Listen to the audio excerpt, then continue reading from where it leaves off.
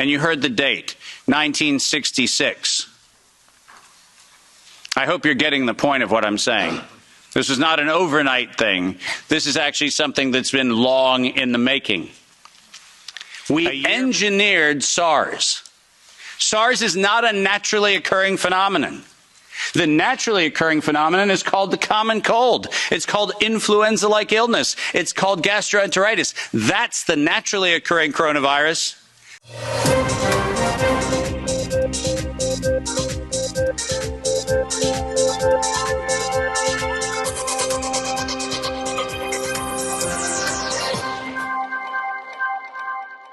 It is a particularly interesting location for me to be sitting today, given that over a decade ago I sat in this very chair right here in the European Union Parliament. And at that time I warned the world of what was coming. During that conversation that was hosted at the time by the Green and EFA and a number of the other parties of the European Union's various representations, we were having a conversation on whether Europe should adopt the United States policy of allowing for the patents on biologically derived materials. And at the time, I urged this body, and I urged people around the world, that the weaponization of nature against humanity had dire consequences. Tragically, I sit here today with that unfortunate line that I don't like to say, which I told you so. But the fact of the matter is, we're here not for a reprisal on past decisions. We're here to actually, once again, come to the face of the human condition and ask the question, who do we want to be? What do we want humanity to look like? And rather than seeing this as an exercise in futility, which is very easy from time to time when you're in the position I'm in, I actually see this not as an exercise in futility. I see this as one of the greatest opportunities that faces us, because we now have a public conversation, which is now front and center in people's minds. When this was an esoteric conversation about biological patents, nobody cared. But when that conversation came home, then it became something people can care about. So I'm actually quite grateful for this opportunity. I thank the members of Parliament for hosting this. I thank all of the translators who, I apologize in advance. I will use terminology that is probably very difficult to translate, so my apologies. And I'd also like to acknowledge the fact that many of you are aware of my involvement with this, in large part due to the amazing work of my wonderful wife, Kim Martin, who encouraged me at the very early days of this pandemic to get on front of the camera and talk about all the information that I had been sharing among very small groups around the world. And it was, in fact, her encouragement that put me in a place where many of you have heard what I have to say.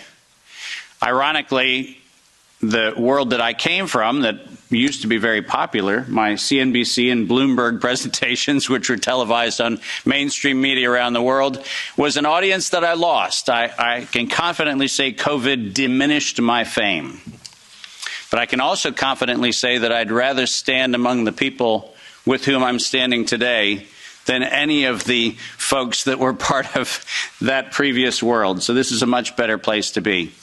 My role today is to set the stage for this conversation in a historical context, because this did not come in the last 3 years. This did not come in the last 5 or 6 years. This actually is an ongoing question that probably began here in Europe in the early stages of the mid-1900s, but certainly by 1913, 1914, this conversation started right here in Central Europe.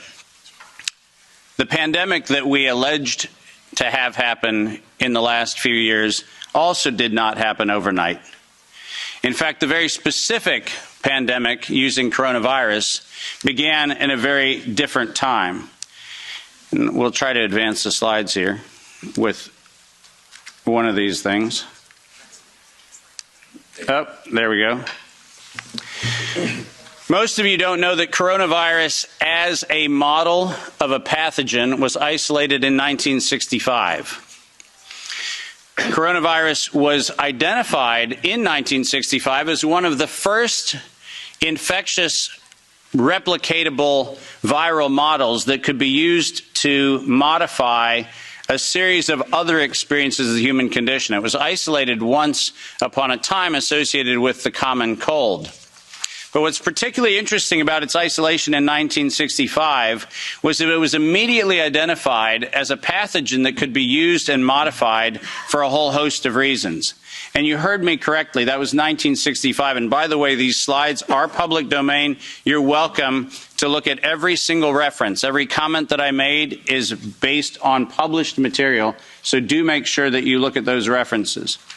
But in 1966, the very first COV coronavirus model was used as a transatlantic biological experiment in human manipulation. And you heard the date, 1966. I hope you're getting the point of what I'm saying. This is not an overnight thing. This is actually something that's been long in the making. A year before I was born, we had the first transatlantic coronavirus data sharing experiment between the United States and the United Kingdom. And in 1967, the year I was born, we did the first human trials on inoculating people with modified coronavirus. Isn't that amazing? 56 years ago, the overnight success of a pathogen that's been 56 years in engineering. And I want that to chill with all of you. Where were we when we actually allowed, in violation of biological and chemical weapons treaties, where were we as a human civilization when we thought it was an acceptable thing to do to take a pathogen for the United States and infect the world with it? Where was that conversation? And what should have been that conversation in 1967? That conversation wasn't had. Ironically, the common cold was turned into a chimera in the 1970s. And in 1975, 1976, and 1977, we started figuring out how to modify coronavirus by putting it into different animals, pigs and dogs. And not surprisingly, by the time we got to 1990, we found out that coronavirus as an infectious agent was an industrial problem for two primary industries, the industries of dogs and pigs. Dog breeders and pigs found that coronavirus created gastrointestinal problems, and that became the basis for Pfizer's first spike protein vaccine patent, filed, are you ready for this, in 1990. Did you hear what I just said? 1990. Operation Warp Speed? I'm sorry. Where's the warp and the speed? Pfizer, 1990, the very first spike protein vaccine for coronavirus. Isn't that fascinating? Isn't it fascinating that we were told that, well, the spike protein is a new thing. We just found out that that's the problem. No. As a matter of fact, we didn't just find out it was not just now the problem. We found that out in 1990 and filed the first patents on vaccines in 1990 for the spike protein of coronavirus. And who would have thought? Pfizer. Clearly the innocent organization that does nothing but promote human health. Clearly Pfizer. The organization that has not bought the votes in this chamber and in every chamber of every government around the world. Not that Pfizer. Certainly they wouldn't have had anything to do with this. But oh yes, they did. And in 1990 they found out that there was a problem with vaccines. They didn't work. You know why they didn't work? It turns out that coronavirus is a very malleable model. It transforms and it changes and it mutates over time. As a matter of fact, every publication on vaccines for coronavirus from 1990 until 2018, every single publication concluded that coronavirus escapes the vaccine impulse because it modifies and mutates too quickly for vaccines to be effective. And since 1990 to 2018, that is the published science, ladies and gentlemen.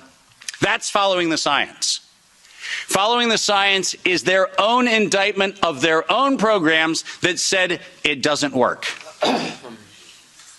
And there are thousands of publications to that effect, not a few hundred, and not paid for by pharmaceutical companies. These are publications that are independent scientific research that shows unequivocally, including efforts of the chimera modifications made by Ralph Baric in the University of North Carolina, Chapel Hill. All of them show vaccines do not work on coronavirus. That's the science. And that science has never been disputed. But then we had an interesting development in 2002. And this date is most important. Because in 2002, the University of North Carolina, Chapel Hill patented, and I quote, an infectious replication defective clone of coronavirus. Listen to those words, infectious replication defective. What does that phrase actually mean? For those of you not familiar with language, let me unpack it for you. Infectious replication defective means a weapon. It means something meant to target an individual, but not have collateral damage to other individuals. That's what infectious replication defective means. And that patent was filed in 2002 on work funded by NIAID's Anthony Fauci from 1999 to 2002. And that work, patented at the University of North Carolina, Chapel Hill, mysteriously preceded SARS 1.0 by a year. Dave, are you suggesting that SARS 1.0 wasn't from a wet market in Wuhan? Are you suggesting it might have come from a laboratory in the University of North Carolina, Chapel Hill? No, I'm not suggesting it. I'm telling you that's the facts.